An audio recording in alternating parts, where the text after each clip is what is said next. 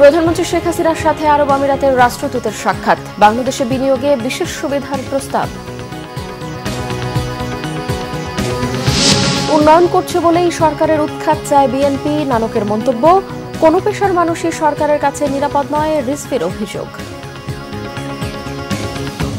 দেখছিলেন বিআরবি কেবল সংবাদ শিরোনাম, এবারে বিস্তারিত। প্রধানমন্ত্রী শেখ হাসিনার সাথে সৌজন্য সাক্ষাৎ করেছে বাংলাদেশের নিযুক্ত সংযুক্ত আরব আমিরাতের রাষ্ট্রদূত আব্দুল্লাহ আলী আব্দুল্লাহ খাসিফ আল হামুদি।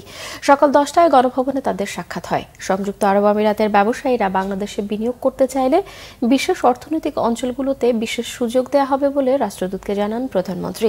এ সময় দুদেশের স্বার্থ সংশ্লিষ্ট নানা ইস্যুতেও আলোচনা করেন তারা। সৌজন্য সাক্ষাতে প্রধানমন্ত্রীর কার্যালয়ের ঊর্ধ্বতন কর্মকর্তারাও উপস্থিত ছিলেন।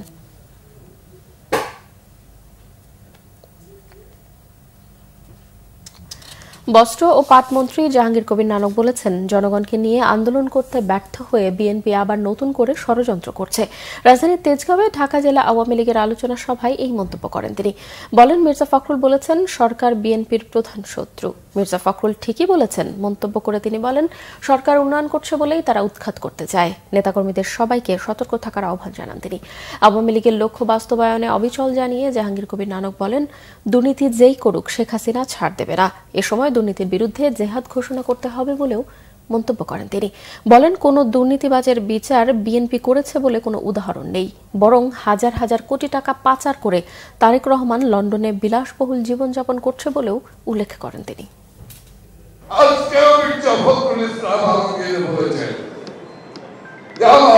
আমাদের প্রধান শত্রু হলো এই সরকার, এই সরকারকে উৎখাত করতে হবে।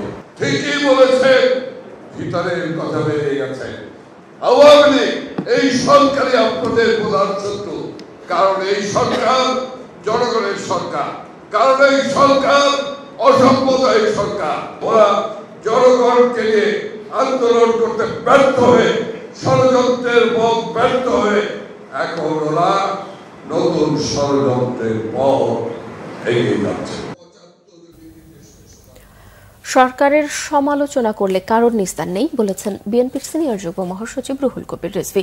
তার অভিযোগ, কোনো পেশার মানুষই ক্ষমতাসীনদের কাছে নিরাপদ নয়। বিএনপির নয়াপল্টন কার্যালয়ে সংবাদ সম্মেলনে রুহুল কবির রিজভী এসব কথা বলেন। তিনি অভিযোগ করেন, দেশে এখন একদলীয় শাসনের চূড়ান্ত অবস্থা। গুম, খুন, গুপ্ত হত্যা বাড়ছে।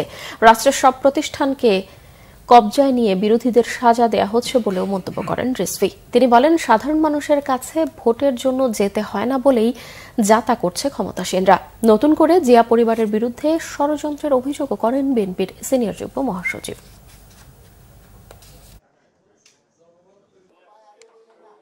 যতক্ষণ পর্যন্ত এদেশে গণতন্ত্র ফিরে না আসবে, যতক্ষণ পর্যন্ত এদেশে মানুষের বাক ব্যক্তি স্বাধীনতা নিশ্চিত না হবে, যতক্ষণ পর্যন্ত মানুষের যে মৌলিক অধিকার সুরক্ষিত না হবে, যতদিন পর্যন্ত গুম এবং ক্রস ফায়ারের ভয় না যাবে, ততদিন পর্যন্ত এদেশের গণতান্ত্রিক শক্তি এবং তাদের নেতা দেশনায়ক তারেক রহমান তার কণ্ঠস্বরকে আপনি হুমকি দিয়ে থামাতে পারবেন না।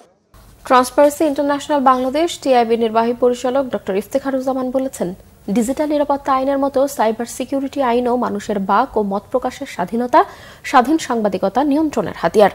বৃহস্পতিবার রাজধানীর মাইডাস সেন্টারে টিআইবি কার্যালয়ে প্রস্তাবিত সাইবার নিরাপত্তা বিধিমালা নিয়ে পর্যালোচনা ও সুপারিশ অনুষ্ঠানে টিআইবি নির্বাহী পরিচালক এমন মন্তব্য করেন। তিনি বলেন, প্রস্তাবিত সাইবার নিরাপত্তার বিধিমালা অনুমোদনের আগে এই আইন ঢেলে সাজাতে হবে। এটা নিয়ে অংশীজনের সঙ্গে আলোচনার পরামর্শ দিয়েছেন ডক্টর ইফতেখারুজ্জামান। এ সময় লিখিত উপস্থাপনায় বিধিমালার নানা অনুষঙ্গিক তুলে ধরা হয়। বলা হয়, এখানে অপরাধগুলোর সংজ্ঞা স্পষ্ট করা হয়নি। সাইবার আইন সংশোধন না করে কোনো অবস্থাতেই বিধিমালা প্রণয়ন করা ঠিক হবে না।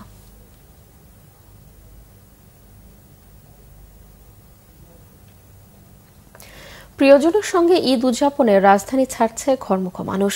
ঈদ যাত্রার দ্বিতীয় দিনে প্রথম দিনের তুলনায় যাত্রীর চাপ বেড়েছে কমলাপুরে। আজ লোকাল, কমিউটার ও আন্তনগর মিলে মোট ৬৯ জোড়া ট্রেন দেশের বিভিন্ন গন্তব্যে ছেড়ে যাবে। টিকিট কালোবাজারি ঠেকাতে আগেই অনলাইনে টিকিট কিনেছে যাত্রীরা। এবার ৭৫% ঈদের অগ্রিম টিকিট ছাড়া হয়েছিল অনলাইনে। এদিকে র্যাবের লিগ্যাল অ্যান্ড মিডিয়া উইংয়ের পরিচালক কমান্ডার আরাফাত ইসলাম বলেছেন, ঈদকে কেন্দ্র করে টিকিট কালোবাজারি, অজ্ঞান পার্টি, মলম পার্টির উপর গোয়েন্দা নজরদারি জোরদার করা হয়েছে। সকালে রাজধানীর কমলাপুর রেল স্টেশনে পরিদর্শন শেষে সাংবাদিকদের তিনি এসব কথা বলেন। আরাফাত ইসলাম আরও বলেন, ঈদ যাত্রা নির্বিঘ্ন করতে অন্যান্য আইনশৃঙ্খলা বাহিনীর সদস্যদের পাশাপাশি তৎপর রয়েছে র্যাব।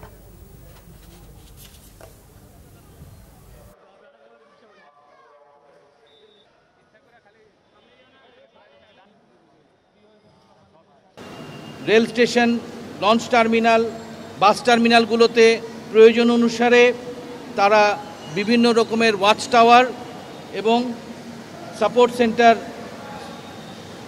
তৈরি করেছে এবং র্যাবের স্ট্যাটিক এবং মোবাইল টিম কাজ করে যাচ্ছে। আমি অনুরোধ করব সম্মানিত যাত্রী সকলকে, তাদের যে কোনো অভিযোগ আমাদের র্যাব সদস্যদের কাছে এসে জানালে আমরা অত্যন্ত দ্রুত সেই ব্যাপারে আমরা অ্যাকশন নিব। এই ছিল এখনকার মতো। পরের সংবাদ সন্ধ্যা 6টায়। এর আগে বিকেল 5টায় রয়েছে নিউজ টপ 10 দেখার আমন্ত্রণ রইল। এছাড়াও বাংলাদেশের সংবাদ ও সংবাদ সংশ্লিষ্ট অনুষ্ঠান দেখতে ভিজিট করুন www.bvnews24.com ও facebook.com/banglavisionnews এবং সাবস্ক্রাইব করুন youtube.com/banglavisionnews। এতক্ষণ সঙ্গে থাকায় ধন্যবাদ সবাইকে।